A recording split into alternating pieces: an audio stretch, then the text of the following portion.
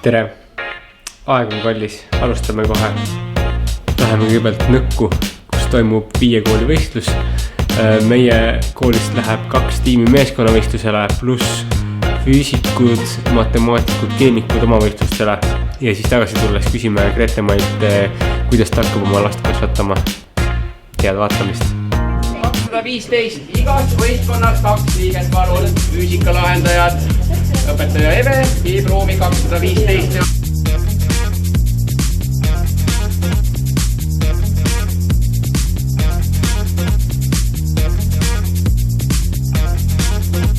Praegu saltsad valmis on. Aga tegelikult see paber on ju, et see nagu, ta on nii paksalt. Paneme alla juurde. Niisiis, nii. Tegu on Karolin Tõntsu imelise laevaga, mis kahjuks me ei võtnud kasutusele, kuid siiski usun, et see läheb kaugele. See ujub ikka veel, aga see enam ei uju. Nagu kui ääred oleks saanud kõrgemalt, see oleks. See kestis nagu 20 sekundit kauem kui maailmas. 3, 2, 1. Pane see kivi siia alla, palun. No jaa, ma Teed hakkab mingi kitta tegema. see on alati pingeline, kui see siia poole tuleb. Meil on uus idee, aga meil on aega 4 minutit 30 sekundit. Ja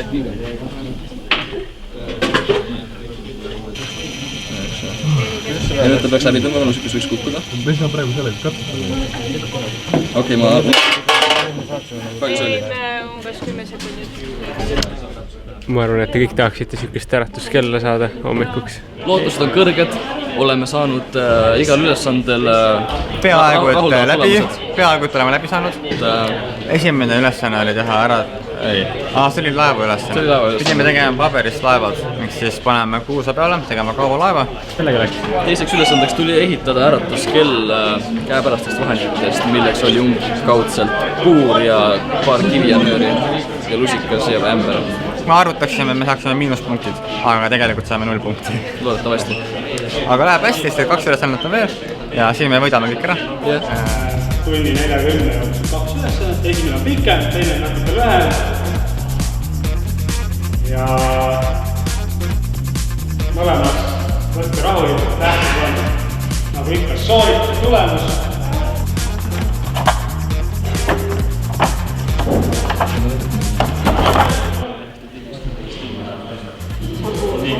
Tähelepanu, valmis olla, läks!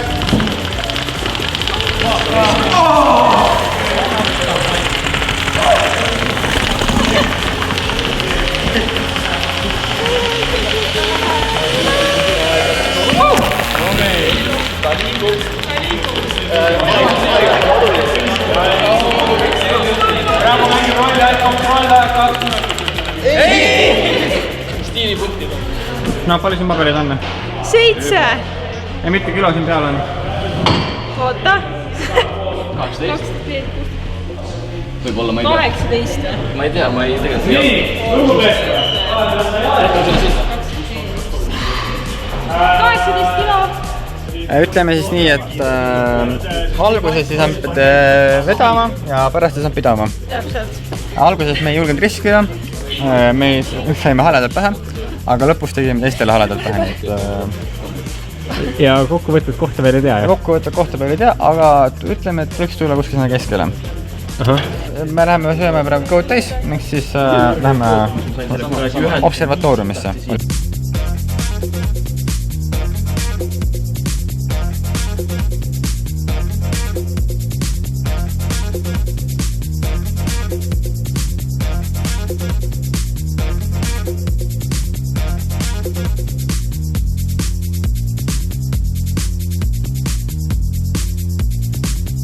Kilomeetrit on niimoodi siis, et maksimaalsed sügavused on seal kuskil 8-9, võib-olla mõnel kohal 10 kilomeetrit, nii et kui oleks õigetes proportsioonides, on ainult siin millimeetrite mäng.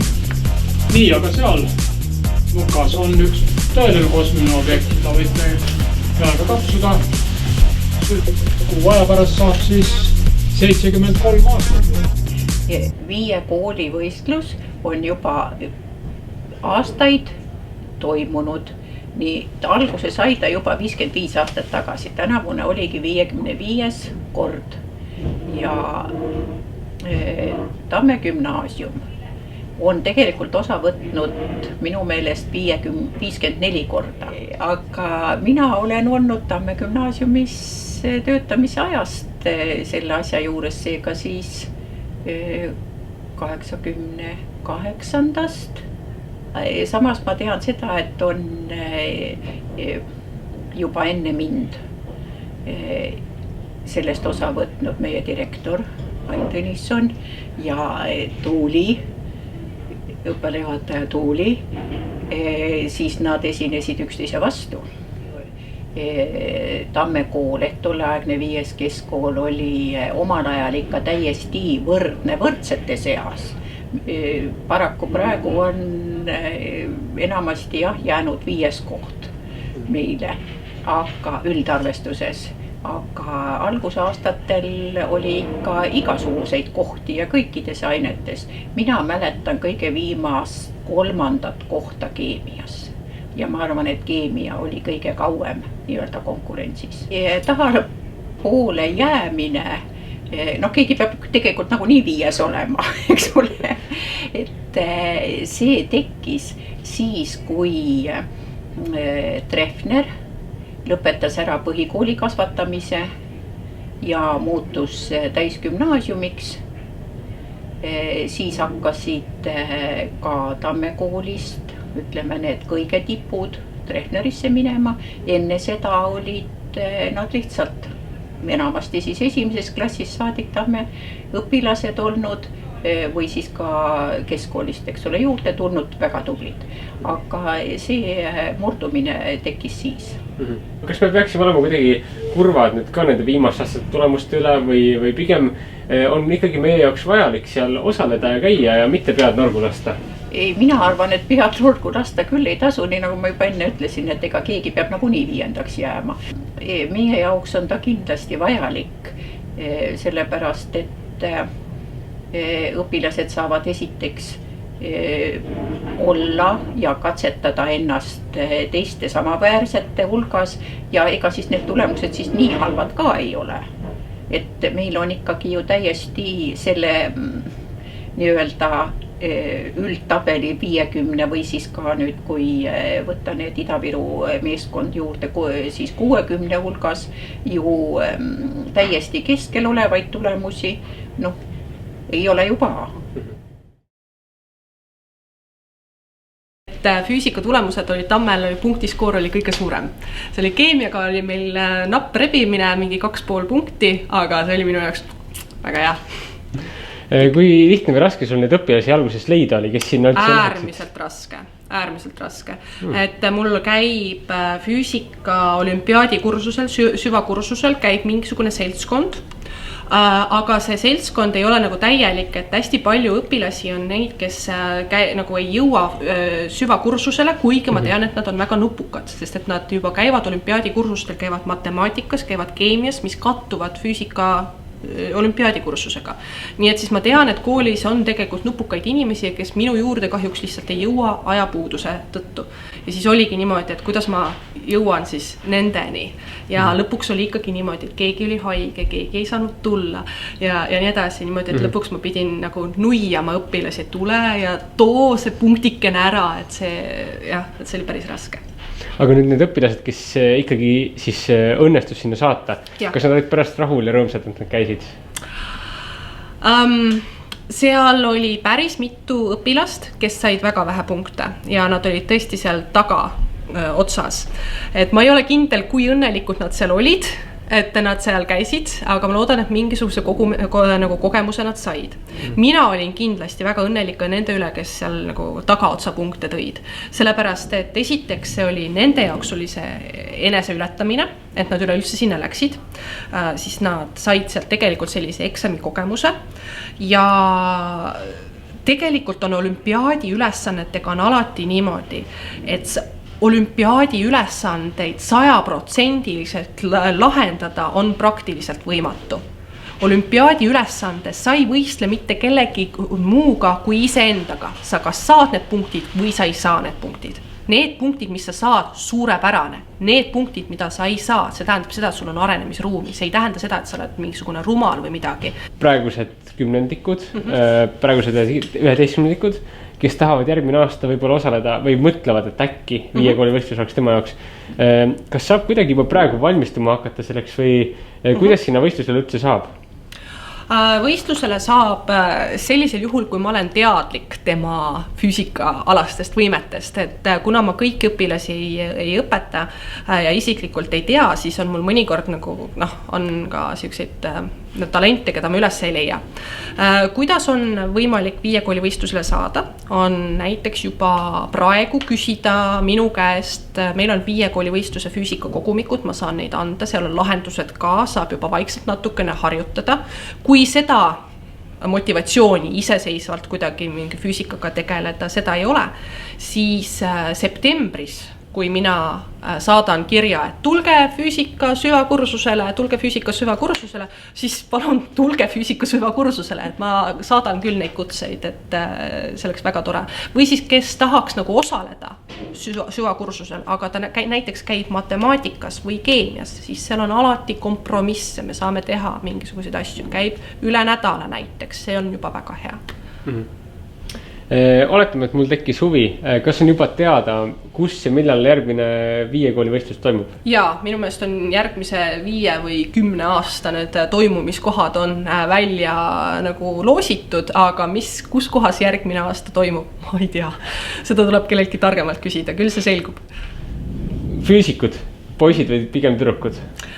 See aasta oli niimoodi, et meil oli 10 õpilast on seal võistkonnas. Sellel aastal oli seal 1 plika ja siis 9 poissi ja see plika tegi kõigile poistele ära. Sa räägi oma kogemusi vahele või midagi? Arvad, jah? No, siis sa saad nagu toetada või? Keijo täiendab kuskilt sealt tagant nurgast. Väga hea, aga me kasutame juhust ja vaatame, kui hästi sa oled valmis emaduseks. Kas selleks saab päris kunagi valmis olla, ma ei tea, aga... No räägivad, et saab, vähemalt meie 10 punkti test ütleb, et kui sa need asjad ilusti ära vastad, siis sa oled valmis. Siis esimene küsimus. Kas head lapsed kasvavad vitsata või tuleb vahel ikkagi kasutada vitsa? Ma arvan, et piits ja präänik käivad käsikäes, nii et mõlemat on vaja. Ma nüüd ei taha öelda, et päris vitsa peab võtma, eks ju, aga ma arvan, et minust saab karm emme. Ma loodan, et nad ikka väga ei arva, et ma mingi väga kuri olen, aga natuke peab. Me oleme näinud sinu head külge. See on tore. Kui vanalt tohib su laps kohtama minna? Issand jumal, ma üritaks ta kõigepealt kätte saada enda seest. No ma arvan, et siis, kui ta on ise selleks valmis. Ma nagu kätt ette ei pane, aga 14, 15. Ma ei tea. Ma ei oska vastata sellele. Kolmas küsimus. Mitme tunni pikkuseks planeerid keskmise ööune endal järgmise aasta vältel siis? Keskmiseks või? Järjest. 3 tundi on nagu hästi tahetud. Aga siis öö kogu pikkus, mis võiks olla, et nagu öötunnid? No 7. Mul praegu tutvusringkonnas ma näen ka, et mis on nagu nii-öelda ideaalbeebi on ju, kes terve öö magab. Ja siis on need, kes iga 2 tunni tagant. See on nagu väga hästi juba. Iga 2 tunni tagant on üleval. Millist vidinat sa oma beebile kindlasti ei osta? Isver, mis küsimus? Ma isegi ei tea seda, mida ma ostan. See oleks olnud järgmine küsimus. Algselt ma ei taha lutti talle. Võib-olla see on väga halb idee, sest see on kõige vajalikum asi. Aga algselt ma ei tahaks seda. Milline on sinu mähmepoliitika? Mähmepoliitika? Ma mõtlesin, et sa küsid raudselt midagi söökast, et kas mingi püksmähe või siis öko-marlimähe. See kuulub täitsa siia alla, see on täitsa, võid arutada selle teema. Ma ütleks, et lapsele kindlasti oleks väga hea see öko-marlimähe, eks ju, taaskasutatav. Mitmel päeval teil hakkavad külalised käima nädalas niimoodi keskmiselt? Mitmel päeval või? Mitmel päeval nädalas, jah. Hohohoo. Need on siin lihtsalt numbrit 1-7. Tagasihoidlikult 1. No alguses on neid kindlasti rohkem. Sest kõik ju tahavad beebit näha, eks ole. Ma arvan, et ma käin ise igal pool. no see on hea ma mõte. ei ole väga püsiv, nii et ma arvan, et laps ei ole ju takistus ometigi. Õige. Nii, ja viimane küsimus. Kui vanalt hakkab see laps liha sööma? Vaata, millal ta võib? Tahket ju võib pärast 6. See kuud, nagu ma aru sõltub sain. ju vanemlikust poliitikast, et No ta peab ikka saama, liha muidugi hakkab sööma. Mingi vegan ma ise ei ole, nii et ma pooldan seda, et laps sööb kõike. Peab vitamiinid kätte saama igalt poolt. Jaa, jällegi tervitused meie teisele sponsorile Salvestile, kelle siuksed imetavad püreed on päris head. Need põnnid, jah? Põnnid, jah. Võt, kuule, aga suur aitäh sulle, Grete. Aga palun, kas ma saan, sobin nüüd emaks? Meie meelest kvalifitseerud sa 110%, oled täiesti valmis. Okay. Ja kõik need teadmised, mis sul veel nagu puuduvad, siis mähkmete suurus ja püreede koostisained, eks ole, need sa saavutad mingi esimese 2 nädalaga on sul selge. Kui sul nagu ööunest jääb üle veel aega mõelda asjadele, siis sa mõtled selle välja, jah? No jumal tänatud. Ootame siis beebit. Ootame beebit. Et see aasta oli selline tulemus. Eelmine aasta oli teistmoodi. Siis oli rohkem plikasid ka. Selline sai tänane ringivaade. Loodame, et tuleb lund, et tuleb uus saade. Näeme varsti.